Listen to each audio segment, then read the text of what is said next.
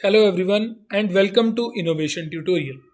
सो आज हम जिस टॉपिक पर बात करने जा रहे हैं वो है Indian economy on the eve of independence. Bharat की अर्थव्यवस्था के हालात हमारे देश की आज़ादी के समय। तो सबसे पहले हम पढ़ेंगे एग्रीकल्चर सेक्टर के बारे में। तो एग्रीकल्चर सेक्टर के हालात कुछ इस तरह थे हमारी आज़ादी के समय कि जो हमारी प्रोडक्शन और प्रोडक्टिविटी थी वो बहुत ज़्यादा कम थी। उस टाइम पे हमारी जो कनक की प्रोडक्शन थी वो सिर्फ 64 लाख टन थी और जो चावल की प्रोडक्शन थी वो 220 लाख टन थी, जो कि हमारे देश की पॉपुलेशन के हिसाब से बहुत कम थी। हमारे पास कोई भी इरिगेशन फैसिलिटी अवेलेबल नहीं थी और जो हमारे किसान थे वो पूरी तरह से बारिश के ऊपर निर्भर होते थे प्रोडक्शन के लिए। अगर तो बारिश होती थी तो प्रोडक्शन हो जाती थी, लेकिन अगर बारिश नहीं होती थी तो प्रोडक्शन नहीं हो पाती थी।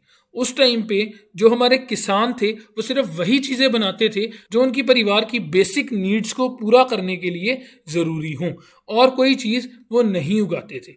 जो हमारे किसान थे उनके पास जो ज़मीनें थी वो बहुत कम थी और छोटे छोटे हिस्सों में डिवाइडेड थी। लैंड रेवेन्यू और जिम्मेदारी सिस्टम ने हमारे एग्रीकल्चर सेक्टर को बहुत ज़्यादा खराब कर दिया था। जिम्मेदारी सिस्टम के अकॉर्डिंगली जो ज़मीन के मालिक थे वो जिम्मेदार थे और जो किसान थे जो वहाँ पर खेती करते थे वो सिर्फ और सिर्फ मजदूर की तरह वहाँ पर काम करते थे। 72% से भी ज़्यादा हमारी कंट्री की जो पॉपुलेशन थी वो फार्मिंग में एंगेज्ड थी 1948 में, और वहाँ से जो जीडीपी प्रोडक्शन थी वो सिर्फ और सिर्फ 50% थी।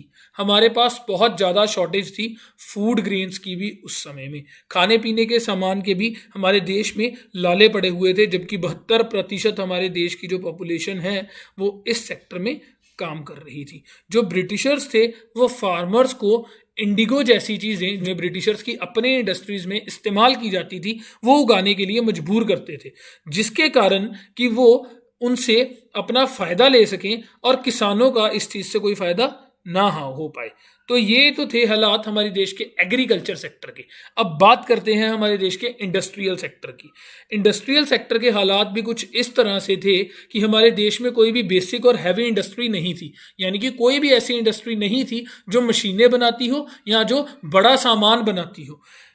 और हमारे पास मशीनों की कमी होने के कारण हमें कंपटीशन करना पड़ता था बड़ी बड़ी मशीनों से, अच्छी अच्छी टेक्नोलॉजी से बनी हुई चीज़ों के साथ, जो बहुत मुश्किल हो जाता था क्योंकि हमारे देश में उस समय में यहाँ तो टेक्नोलॉजी बहुत ज़्यादा कम थी और ज़्यादातर जो हम चीज़ें बनाते थे वो हाथ से बनाते थे।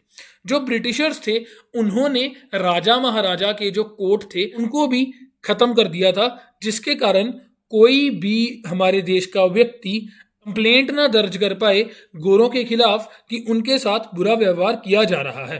ब्रिटिशर्स ने उस समय डिस्क्रिमिनेटरी टैक्सेशन पॉलिसी अपनाई, जिसके कारण हमारे जो एक्सपोर्ट थे वो खराब हो गए।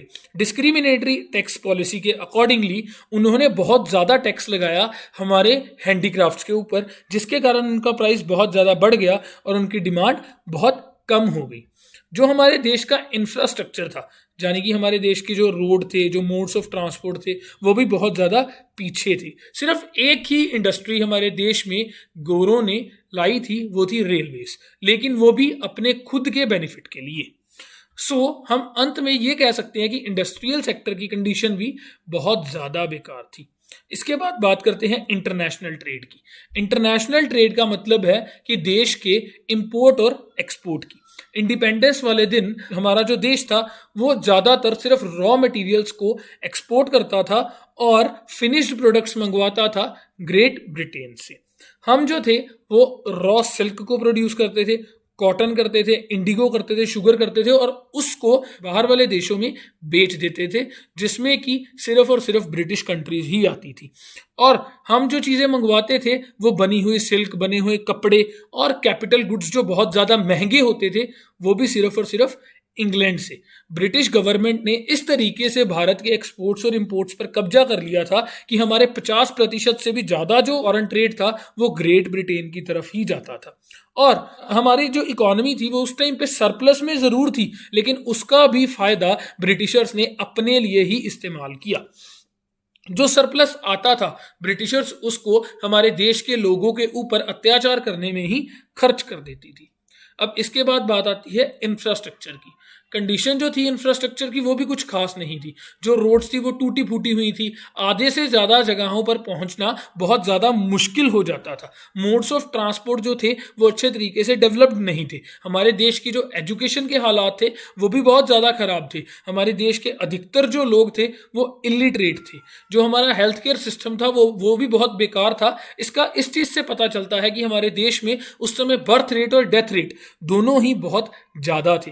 रेलवेज को डेवलप किया गया लेकिन वो भी सिर्फ इसलिए कि गवर्नमेंट अपने सामान को एक जगह से दूसरी जगह सप्लाई कर सके। पोर्ट्स बनाए गए लेकिन वो भी अपने इंपोर्ट और एक्सपोर्ट को सुधारने के लिए, ताकि ब्रिटिशर्स हमारे यहाँ से रॉ मटेरियल्स आसानी से लेके जा पाए और फिनिश्ड प्रोडक्ट्स वहाँ से आसानी से हमारे देश में लेकर आ पाए। पोस्ट और टेलीग्राफ को भी बनाया गया ब्रिटिश एडमिनिस्ट्रेशन के लिए ही। इसके बाद आ जाता है ऑक्यूपेशनल स्ट्रक्चर, कि हमारे देश की जो ज़्यादातर आबादी थी वो क्या काम करती थी। सबसे पहले हमारी जो डिस्ट्रीब्यूशन थी वो 3 सेक्टर्स में होती है, वो है प्राइमरी सेक्टर, सेकेंडरी सेक्टर और टर्शरी सेक्टर। जो प्राइमरी सेक्टर है उसमें agriculture, dairy, animal husbandry, mining, ऐसी चीज़ों की हम बात करते हैं। सेकेंडरी सेक्टर में हम इंडस्ट्रीज से रिलेटेड बात करते हैं और टर्शरी सेक्टर में हम सर्विसेज जैसे बैंकिंग होती है, हम इसके बारे में बात करते हैं। तो सबसे पहले जो एग्रीकल्चर सेक्टर था ये हमारा मेजर ऑक्यूपेशन था। 72% के नियर अबाउट हमारी जो पॉपुलेशन थी वो प्राइमरी सेक्टर में एंगेज्ड थी और जीडीपी 50% से भी कम आती थी और फूड ग्रेन्स की शॉर्टेज चलती रहती थी। 10% जो पॉपुलेशन थी वो सेकेंडरी सेक्टर में एंगेज थी, जो हमें साफ साफ बताती है कि हमारे देश में स्किल्ड लेबरर्स की कमी थी। 17% जो हमारे देश की पॉपुलेशन थी वो टर्शरी सेक्टर में थी। इससे हमें साफ साफ पता चलता है कि हमारा देश जो था वो ऑक्यूपेशनल स्ट्रक्चर्स में भी पीछे की तरफ जा रहा था। तो अंत में हम क्या कंक्लूड कर सकते हैं कि हमारा जो देश था वो हर एक एस्पेक्ट से, हर एक जगह से वो बहुत ज़्यादा पीछे चला गया हुआ था, जिसके कारण हमारे देश की जो इकोनॉमी थी वो स्टेगनेंट थी और बैकवर्ड थी, यानी कि एक रुकी हुई इकोनॉमी थी और बहुत ज़्यादा पीछे थी। हमारे लिए, हमारे देश की बेहतरी के लिए कभी भी ब्रिटिशर्स ने कुछ अच्छा काम नहीं किया, बल्कि हमारे रिसोर्सेज को खराब ही किया। तो इसी के साथ आपका बहुत बहुत धन्यवाद वीडियो देखने के लिए। अगर आप इस चैनल पर नए हैं तो इस चैनल को सब्सक्राइब कीजिए, इस वीडियो को लाइक कीजिए, कमेंट में अपने सुझाव बताइए और अगर आप किसी टॉपिक पर वीडियो चाहते हैं तो मुझे कमेंट्स में ज़रूर बताइएगा। Thank you very much.